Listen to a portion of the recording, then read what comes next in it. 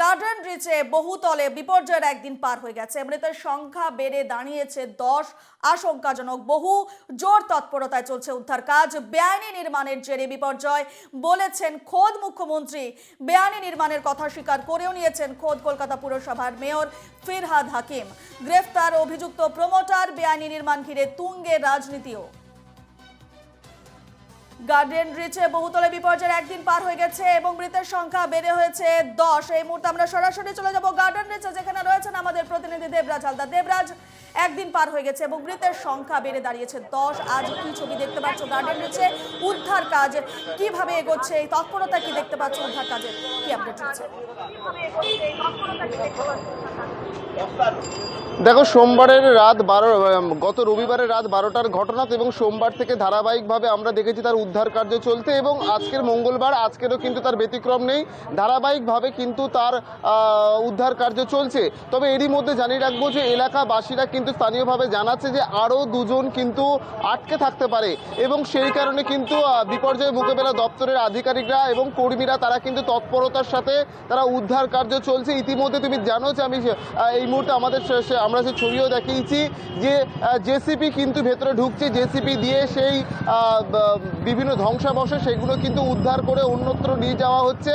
অর্থাৎ সেই 5তলা বিল্ডিং সেটা যে নিচে বসে গিয়েছে 4টে তলা এবং সেই জায়গা থেকে নিচে আটকে থাকতে পারে একাধিক প্রাণ। সেই গতকাল থেকে সেই প্রাণ খোঁজার চেষ্টা চালানো হয়েছে এবং তুমি জানো যে আপাতত কিন্তু 9 জনের মৃত্যুর খবর কিন্তু ইতিমধ্যে আসছে এবং একাধিক আহত। তবে এখনো পর্যন্ত এলাকাবাসীরা কিন্তু মনে করছে আরও দুজন আটকে থাকতে পারে।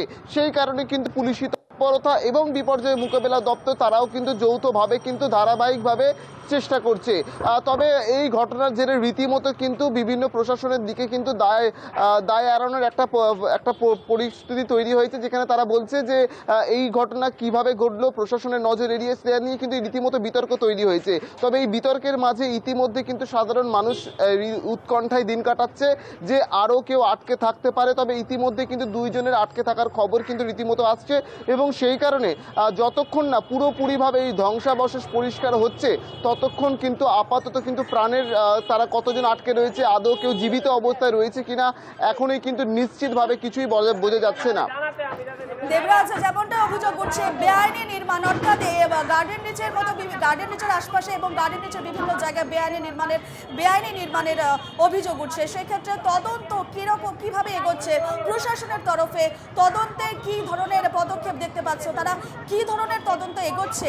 কারণ ইতিমধ্যেই কিন্তু একজন প্রমোটারকে ইতিমধ্যে গ্রেফতার করেছে।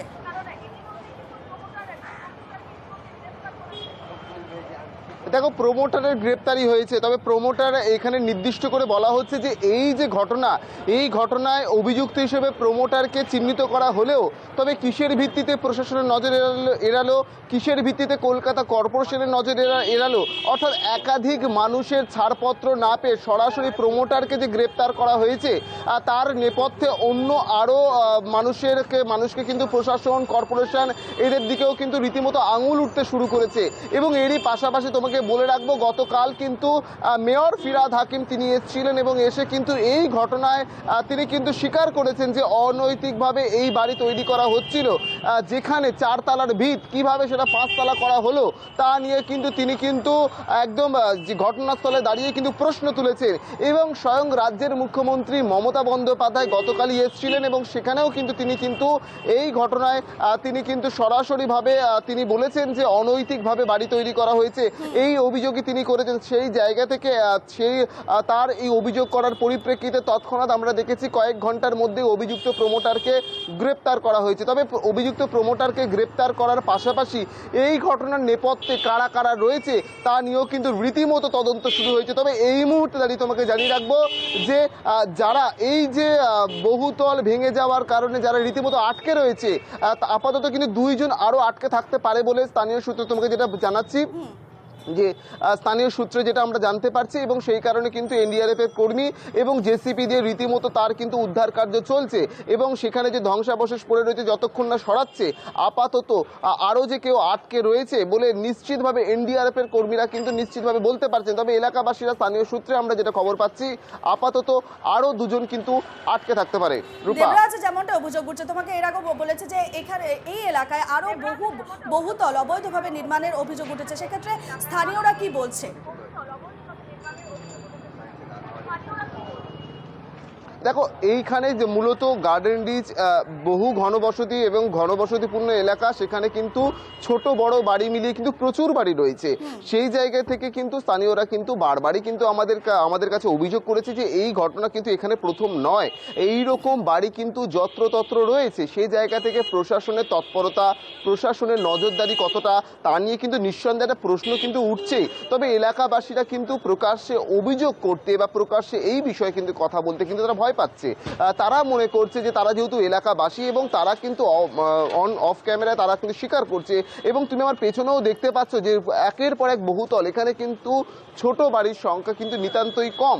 তবে ফিরহাদ হাকিম তিনি যেটা অভিযোগ করেছিলেন গতকালই আমাদের ক্যামেরায় মুখোমুখি হয়ে, তিনি কিন্তু জানিয়েছিলেন যে এটা শুধুমাত্র এই 12 বছর বা 15 বছরের বিষয় নয়, কিন্তু এটা কিন্তু বাম জামানার আমল থেকে কিন্তু হয়েছে বলে তিনি কিন্তু সরাসরি অভিযোগ করেছে। তবে স্থানীয়রা কিন্তু অভিযোগ করছে যে এই ঘটনা এখানে কিন্তু প্রথম নয়। এখানে প্রচুর ছোট ছোট বাড়ি, সেগুলো কিন্তু দিনের রাতের অন্ধকারে হোক বা বিভিন্ন রকম অনৈতিকভাবে হোক বা কোনো রকমভাবে পেছনের দরজা দিয়ে কোনো রকমভাবে অনৈতিকভাবে নানান রকম কারসাজি করে তারা কিন্তু বহুতল নির্মাণ করেছে, এবং যার কারণে যার খেসারত দিতে হলো এই বহুতল ভেঙে যাওয়ার কারণে যে নিরীহ প্রাণগুলো গেল, তাদের কিন্তু নিতান্ত তাদেরকে প্রাণ দিয়ে তাদেরকে মাসুল চোকাতে হলো। তবে এই ঘটনা কিন্তু আবারও কিন্তু হতে পারে এমনটা আশঙ্কা করা যাচ্ছে, কারণ এই ঘটনার পরিপ্রেক্ষিতে আমরা সরেজমিনে দেখেছি বিভিন্ন জায়গায় এখনো পর্যন্ত কয়েকটা বাড়ি কিন্তু চিহ্নিত করা হয়েছে, যেগুলো কিন্তু অনৈতিকভাবেও কিন্তু কর্পোরেশনের পক্ষ থেকে কিন্তু নোটিশ দেওয়া হয়েছে। তবে এখনো পর্যন্ত কিন্তু নোটিশ দেওয়া হলেও